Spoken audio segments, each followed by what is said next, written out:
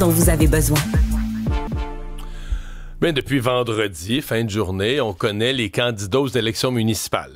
Si dans votre municipalité, il y a plus d'un candidat, vous allez être appelé à voter, mais il y a quand même beaucoup, là, au poste de conseiller, même au poste de maire, surtout dans les plus petites localités. Beaucoup de candidats, là, des centaines qui sont élus par acclamation. Ce qui est plus surprenant, c'est dans des villes majeures, des villes de plusieurs dizaines de milliers d'habitants, lorsqu'il n'y a pas de candidats. Et c'est le cas à Terrebonne, qui est dans les 10 plus grandes villes du Québec maintenant, et où le maire, Mathieu Traversy, a été réélu par acclamation. Il est avec nous. Bonjour. Bonjour. D'abord, félicitations pour votre nouveau mandat obtenu à titre de maire, mais est-ce que vous trouvez ça anormal? Est-ce que ça vous inquiète ou ça vous réjouit? Ben écoutez, c'est certain, M. Dumont, qu'on est fiers de pouvoir continuer le travail qui a été amorcé à Terrebonne.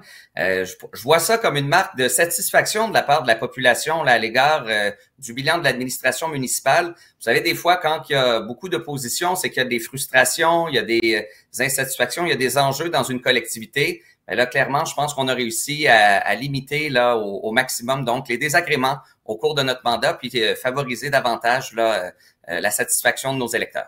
Mais je veux dire, je me fais l'avocat du diable, quelqu'un pourrait dire, ça veut aussi dire que la démocratie est pas en santé, que les gens dans ce ville-là sont endormis. On dirait l'unanimité, ça n'existe pas. D'habitude, il est toujours supposé avoir au moins une personne qui dit, ben moi, je suis pas d'accord avec... Je veux dire, là, chez vous, c'est le calme plat.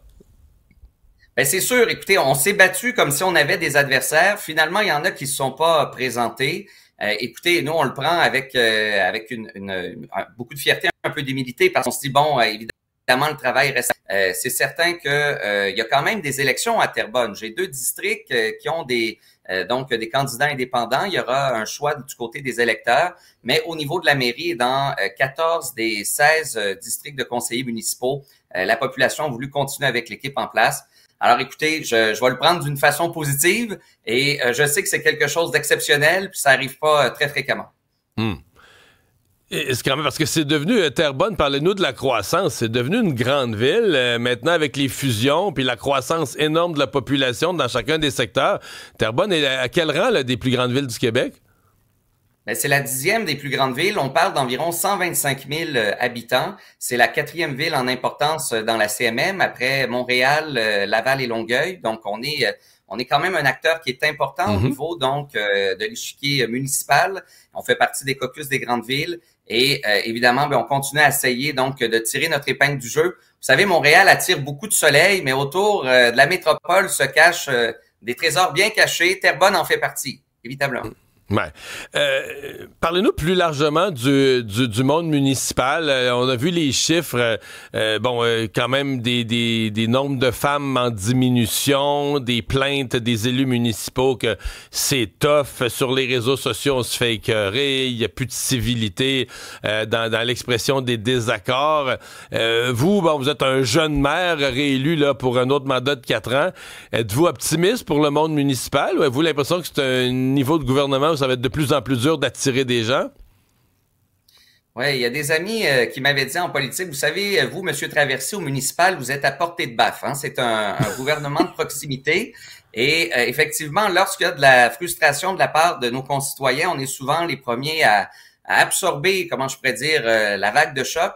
Je pense qu'il y a eu des améliorations qui ont été faites au cours des dernières années. On a travaillé avec l'ancienne ministre des Affaires municipales, Madame Laforêt, à essayer de lutter contre l'intimidation au niveau des élus. On travaille fort aussi à essayer de redorer le blason donc du municipal, en tout cas à la ville de Terrebonne et un peu partout à travers le territoire. Je pense que des avancées qui ont été faites, mais je peux comprendre aussi des gens qui trouvent que c'est un palier qui est ardu. Ça prend quand même une bonne carapace pour se lancer en politique, peu importe le niveau de gouvernement.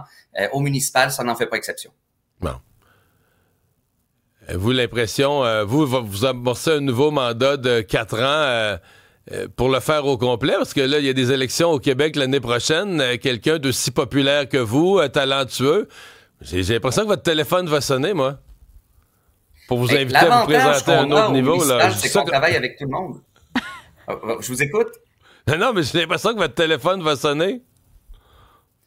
Ben, écoutez, moi, je pense qu'avec un mandat aussi fort au niveau de la municipalité, ça démontre à quel point on est on est connecté à l'ensemble donc des réalités du Québec puis de la diversité d'opinions.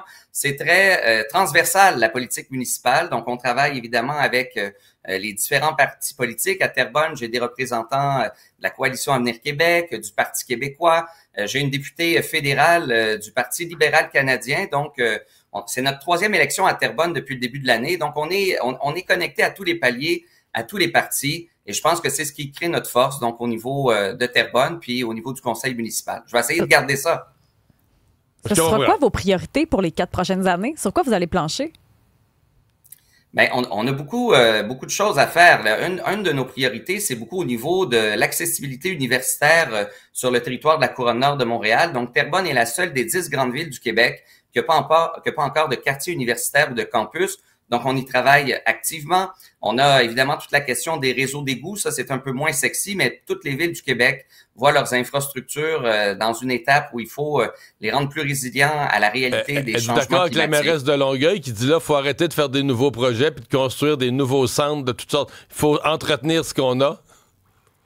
Ben, elle a pas complètement tort parce que lorsque le pâté chinois est pas bon, on a beau essayer de mettre toutes sortes d'autres garnitures sur le plat, c'est pas mangeable, il manque de quoi. Donc, il faut que le steak blé d'Inde patate soit au rendez-vous. Ça, c'est les infrastructures municipales, c'est l'aménagement du territoire, l'hygiène. Une fois que ça, c'est réglé, on peut après ça embellir.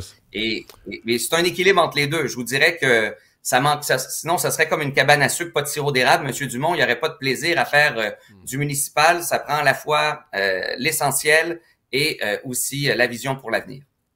Fait qu'on s'inquiète pas pour Terrebonne, c'est pas devenu une dictature. Là. C'est juste que cette année, il y a personne. Les gens sont satisfaits, personne ne s'est présenté contre vous.